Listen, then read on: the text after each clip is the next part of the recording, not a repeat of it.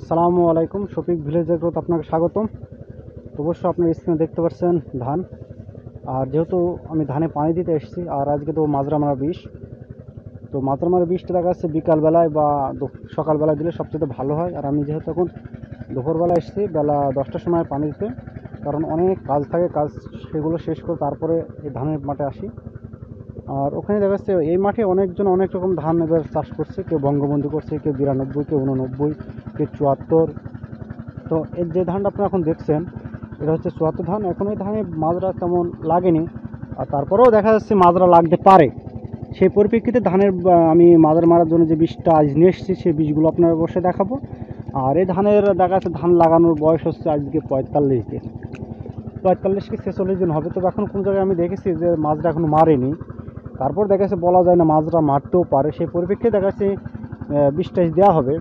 আর ধানের যে বীজগুলো দেওয়া হবে সেই বীজগুলো অবশ্যই আপনারা ব্যবহার করতে পারেন আপনাদের ধানে। তো আপনাদের আমি যেহেতু ধানের ভেতরে ঘুরে ঘুরে দেখছি যে কোন জায়গায় মাজরা তেমন মেরেছে কিনা। এই ধানটা হচ্ছে আলাদা, মানে মানে এই ধানটা হচ্ছে আমার না, তবে আমার তাওয়ের। আর আমার ধান হচ্ছে ওখানে, আমার ধানও সেই একই বীজ দেবো, তবে কিছুটা এক্সট্রা মানে বীজ দেওয়া হবে ওর সাথে। মানে আমি যে বীজগুলো দেবো আমার ধানে সেটা হচ্ছে এক্সট্রা বীজ কিছু দেওয়া হবে। তো আপনারা আমি এখানে একটা দেখাই মাজরা মেরেছে কিনা। এই যে এইটা হচ্ছে আপনার, এই যে মাজরা মেরেছে, দেখা যাচ্ছে এটা মাজরা মেরেছে।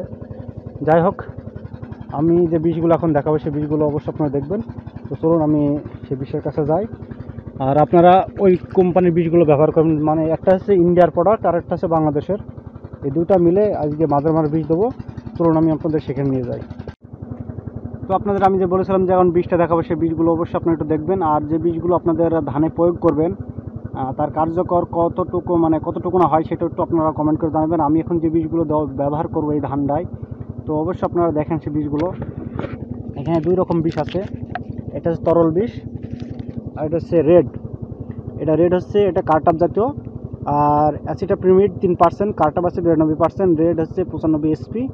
আর বাজারকৃত স্টেট এগ্রো ইন্ডাস্ট্রিজ এটা হচ্ছে 10 গ্রাম, এর মূল্য হচ্ছে 90 টাকা। আর এটা একটু ফসলের নামগুলো একটু দেখে নিই। ধান, বেগুন, সিম। ধান হচ্ছে বাদামি গাছফড়িং মাজরা, হলুদ মাজরা। আর বেগুন হচ্ছে ডগা ফল ছিদ্রকারী, সিম হচ্ছে ফল ছিদ্রকারী।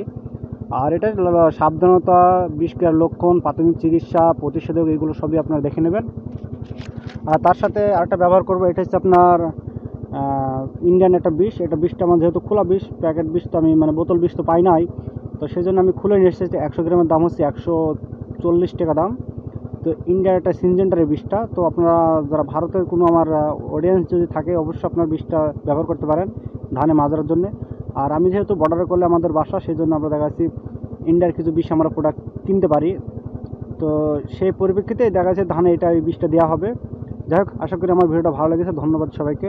আর নিয়মিত কোন ধরনের ভিডিও পেতে চান তো আপনারা অবশ্যই অবশ্যই